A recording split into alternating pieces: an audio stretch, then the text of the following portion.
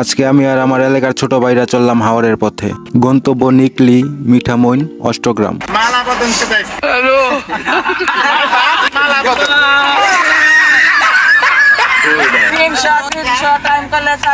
কেউ বলছে তুই ডান সিটে বস, আরেকজন বলছে না ভাই আমি জানালার পাশে বসমু। মানে পুরো গাড়িটাই ছিল আমার ছোট ভাইদের পিকনিক স্পট। কই যাব? নিকলি, আরো জোরে নিকলি। হ্যালো ভিউয়ার্স, কি অবস্থা সবার? আশা করি সবাই ভালো আছেন। তো আজকে আমরা কোথায় যাচ্ছি আশা করি সবাই থামলেন দেখেই বুঝে গেছেন। সকাল সকাল রওনা হয়ে পড়লাম। মাঝপথে একটা হোটেলে হালকা নাস্তা করলাম। আপনারা হয়তো জানেন না, গ্রামের পরোটার মধ্যে যে একটা প্রেম, সেটা হয়তো ঢাকার সেই কেএফসিতেও নাই। এরপর আবার রওনা দিলাম। পাশের দৃশ্য এত সুন্দর, মনে হইতেছিল যেন উইন্ডো দিয়ে সিনেমা চলতেছে।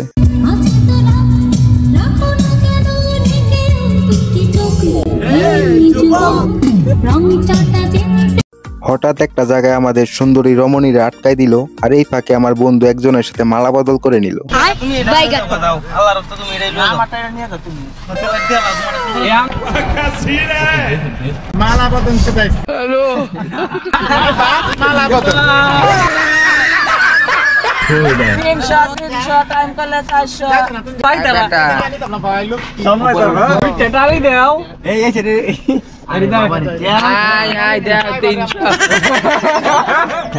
নায়িকারা রাস্তার মধ্যে এমন ভাবে আটকাইছে যেরকম লাগছে যে বিয়ার কোনো গেট আটকাইছে। তো আমাদের কাছে 300 টাকা দাবি করছিল, তারপর আমরা 200 টাকা দিছি।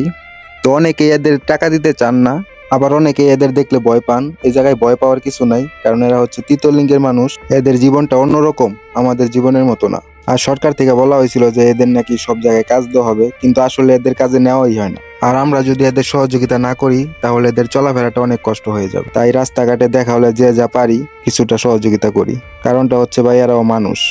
যাই হোক, অবশেষ পৌঁছাইলাম নিকলি হাওরে। বাইরে ভাই, এই জায়গার সৌন্দর্য না দেখলে বোঝা যায় না। চারদিকে শুধু পানি আর পানি আর বাতাসের ছোঁয়া। ড্রোনটা উড়ালাম আর মনে হলো আমি হয়তো সত্যি স্বপ্নে আছি। নৌকা ভাড়া করে রওনা হলাম মিঠামইনের দিকে। মজা করতে করতে সবাই নৌকার মধ্যে উঠে পড়লাম আর সবাই মিলে আনন্দ করতে লাগলাম। তো চলেন আমাদের সঙ্গে যাওয়া যাক, আর আপনাদের একটু পরেই মনমুগ্ধ করা জায়গা দেখাবো। এই জায়গাটায় পানির পরিমাণ এত বেশি যেন মনে হলো পৃথিবীটা মনে হয় নৌকা ছাড়া আর চলবো না।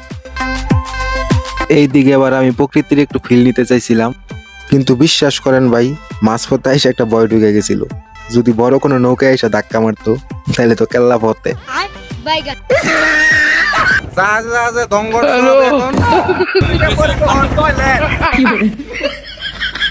আমার ছোট ভাইরা বলতেছিল ভাই নৌকার মধ্যে সংঘর্ষ হইলেও আমরা ডুববো না, কারণ আমরা হচ্ছে সমুদ্র, টাইটানিক না। এই কথা এদের মুখ থেকে শোনার পর আমার ভিতরে একটু একটু সাহস আতাহে। তারপর আর কি, ড্রোন উঠলো, সেলফি তুললো, ভিডিও চললো, আর মজা থামলো না।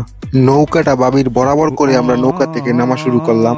আমার ভুল হচ্ছে, মানে বাবির হোটেল বরাবর করে আর কি নৌকাটা থামালাম আমরা। আমার ভুল হচ্ছে, ক্ষমা করে দেন। নৌকা থেকে নামছি আর হঠাৎ করেই একটা বেইমানের সাথে দেখা। বাইরে ভাই, হাওড়ের রাতে আধুনিকতা, এখন রাস্তা দিয়ে ফ্লাইট ছাড়ে। বিদেশের সবাই বাংলাদেশের উন্নয়ন দেখে সবসময় জিজ্ঞেস করে, আমাকে তো জিজ্ঞেস করে যে আপনার ম্যাজিকটা কি। ম্যাজিকটা একটু পরে আপনাদের দেখাইতাছি, আগে চলেন আমরা অটো ভাড়া করে লই। অনেকক্ষণ দাম কষাকষির পরে অটো ড্রাইভার আমাদের বলতাছে যতগুলো ছেলে আছে সবগুলো ফেল। শেষে বড় গাড়ি ঠিক করলাম আর সবাই উঠে বসে পড়লাম। আর এখন ভ্রমণটা আরো জমে উঠেছে। এখন আমরা আছি চাঁদের গাড়ির ভিতরে। এবার পৌঁছে গেলাম সেই ভাইরাল রাস্তায়। চারদিকে পানি, মনে হইতাছিল আমরা যেন একঘেয়েমির পৃথিবী থেকে উঠে আসছি একটা পেন্টিং এর মধ্যে। আর এই বিলের মাঝখানে বাড়িগুলো দেখতেও কিন্তু খুবই সুন্দর লাগে। এই পাশ থেকে ওই পাশ কিছুই দেখা যায় না, শুধু পানি আর পানি।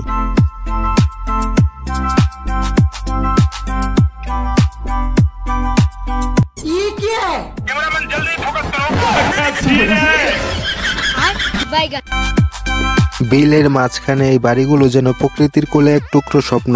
চারিদিক শুধু পানি, আর সেই পানির মাঝে দাঁড়িয়ে আছে নীরবতা আর শান্তি। সব জায়গা ছবির মতো সুন্দর হয় না, কিন্তু কিছু কিছু জায়গা আছে যেখানে দাঁড়ালে মনে হয় আপনি নিজেই ছবির ভিতরে চলে এসেছেন। আমরা যাচ্ছি অষ্টগ্রাম, আমাদের সাথেই থাকুন।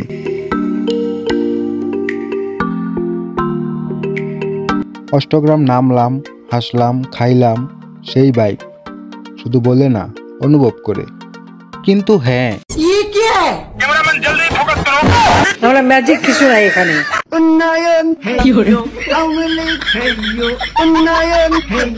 কিশোরগঞ্জের এই হলো অবস্থা। আকাশের প্লেন চলে রাস্তায়, আর পানির জাহাজ চলে ওই লোকের ডাঙায়।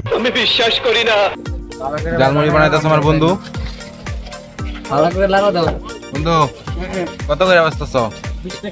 20 টাকা।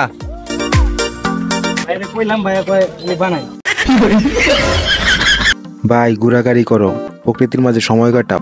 এই ভিডিওটা যদি ভালো লাগে আর তোমার মনেও যদি এরকম ভ্রমণের ইচ্ছা জন্মায়, তাহলে ফলো করে রাখো আমার ফেসবুক পেজটা আর ইউটিউব চ্যানেলটা সাবস্ক্রাইব করে রাখো, কারণ সামনে আসছে আরো বাস্তব আর মজার ভিডিও। শুধু লাইক না, শেয়ার করে দাও, যাতে তোমার বন্ধুও ঘুরে আসতে পারে এমন জায়গা থেকে। তো এখন তোমাদের এমন একটা জায়গা নিয়ে যাব যেটা দেখে তোমরা আরো অবাক হবে। তো চলো যাওয়া যাক। ফেরার সময় হালকা বৃষ্টি, তবে আমাদের মন খারাপ ছিল না, আরো আগের থেকে ভালো ছিল। আর আমরা যখন এই জায়গায় এসে পৌঁছে যাই, তখনই বৃষ্টিটা শেষ হয়ে যায় আর ওয়েদারটা একদম ক্লিয়ার হয়ে যায়।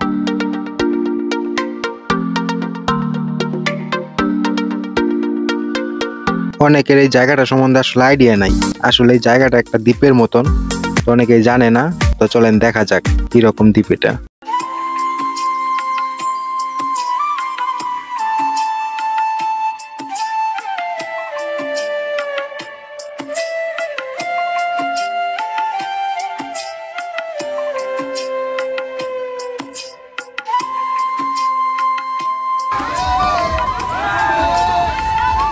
তো এখন সাঁতার কাটার সময়, আর সবাই মিলে নেমে পড়ছি সাঁতার কাটার জন্য।